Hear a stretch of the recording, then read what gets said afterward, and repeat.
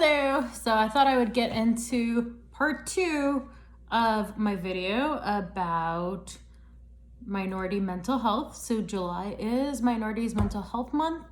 As I said in the earlier video in part 1, I come from Middle Eastern culture. I am Egyptian, and I wanted to get a little further into what that means for me as a mental health therapist, some of the personal experiences that I encountered in the Middle Eastern community.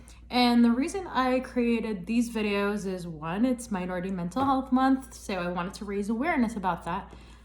2, I thought it was vital for us to start talking about a lot of topics that are taboo or overlooked or under-talked about. So one of the first points I want to get into in today's video is the praise of being self-sacrificial. So this one is a paradox because in our culture, you are praised for being self-sacrificial. And what that does is, I see it a lot when I'm counseling Arab clients or when I'm counseling clients of Middle Eastern descent, is a lot of feelings of guilt, a lot of feelings of shame, a lot of feelings of anger, a lot of frustration and resentment towards, the belief system that, okay, I have to forgo my needs for the needs of other people. And that could create, for some people, as I said in the first video, feelings of, needing to please people. And what that could do is it could tie your self-worth with how you serve others or how you love others. And what it does is it makes you feel that you need to put yourself on the back burner. And from what we know about that dynamic, that can create burnout, or it could be unhealthy. The other one is, I saw very much in Middle Eastern community, was success wasn't really a goal, it was an expectation.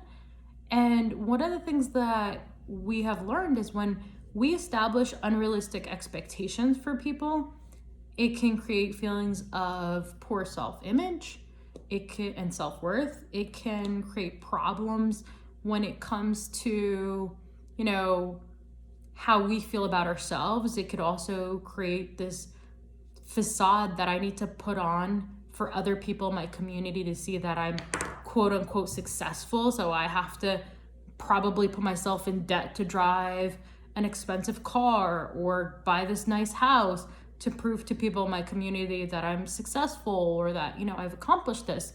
And what that does is it can create problems taking risks that are unconventional. So like, for one example that's personal that I could give is, a lot of my family members weren't very encouraging when I wanted to go into private practice, and they just said, why don't you take the safe route and get a job in the government or do something along that line that's safe? So ensuring that you would have some sort of recognizable achievement rather than going outside of something traditional or unconventional. So that could create some barriers for people. Is like, I may in my heart of hearts want to open up a falafel shop or something, and my parents are telling me, well, you're not going to be successful unless you become an attorney or you become an engineer or you become a doctor. So that was also a lot of pressure that, immigrant children in the US see, is feeling like my self-worth is tied into certain careers or certain achievements. I'm looking at my notes, so bear with me.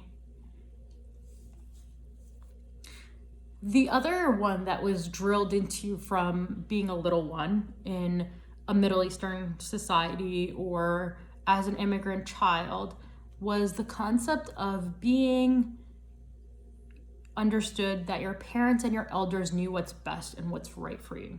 So this is kind of like a core belief that's like indoctrinated in you from a young age, is your mom knows what's best for you, your dad knows what's best for you, your auntie and uncles know what's best for you.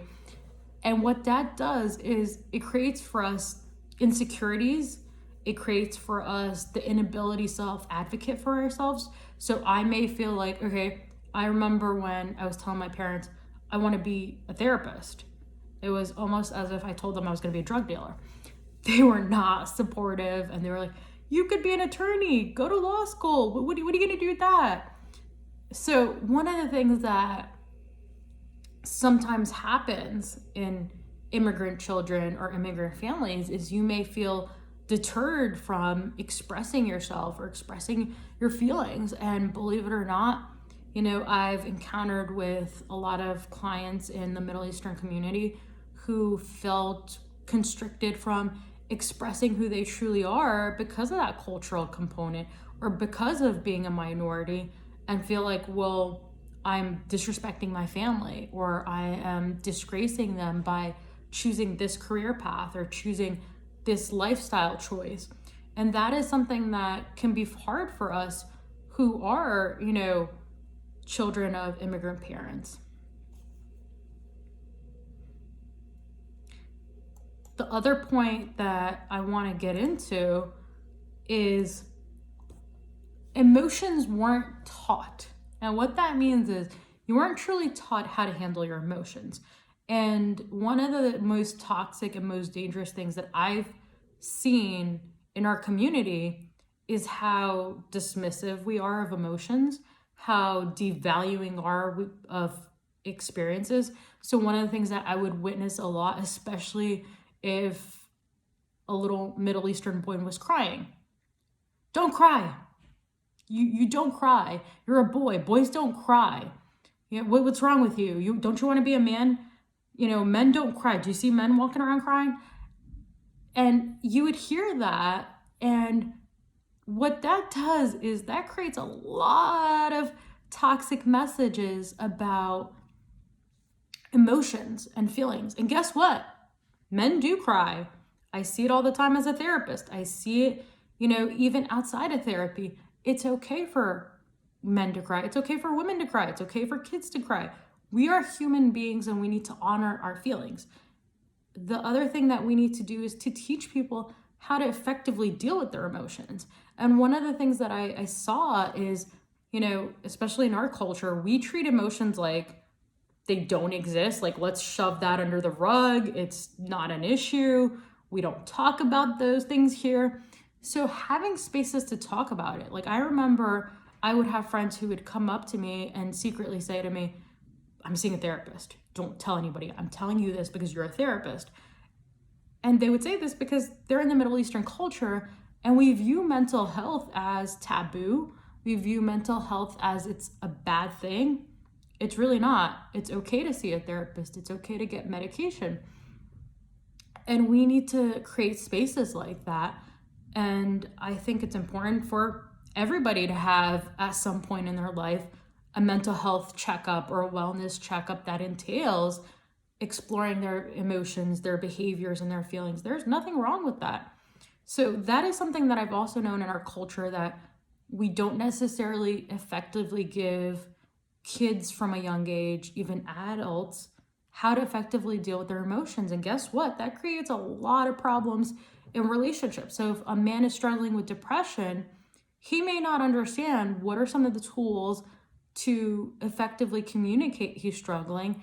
And it could come out in various ways where he's irritable, he's displacing his anger on the wife or the kids, and it creates very toxic and hostile atmospheres. So that is something. The other thing is that I saw growing up was when you were younger, you were taught to develop performative behaviors for approval and a sense of belonging in your community. So we are kind of taught or wired from a young age, you could be accepted as a Middle Eastern woman if you are able to cook really well. If you're, beautiful and you have long hair and you take care of your body, and that's the way that people love you. That's the way that people accept you. And these are some of the ingrained or indoctrinated messages that we give our children, is like, okay, well, people will accept you and love you if you do X, Y, and Z. But these are the messages that we don't need to be teaching them. We need to teach people that they're loved and accepted for who they are and not what they do. And that's something that a lot of people struggle with. A lot of people will come and say, well, if I'm not cooking for my family, or if I'm not doing X for my family or Y for my family, then my family can't love and accept me. So that's something that we kind of need to work on.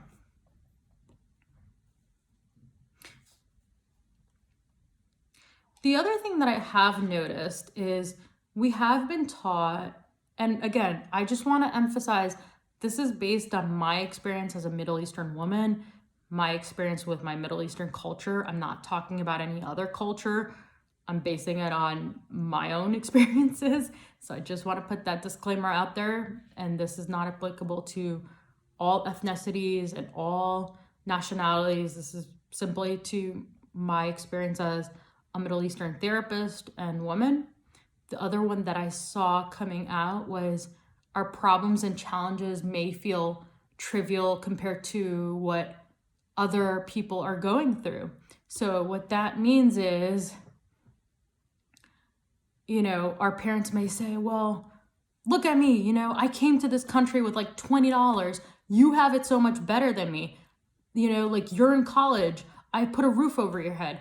And what that does, believe it or not, that's kind of emotional manipulation, is it creates feelings of guilt. It makes you feel ashamed to even talk about your problems or your experiences with your family, because there's always that one-up dynamic. Like, well, when I first came to this country, I was working as a dishwasher and I was barely making minimum wage and I had to work 3, jobs to take care of you, and you're ungrateful, or you're complaining that, you have problems at school, or you're complaining about your friends.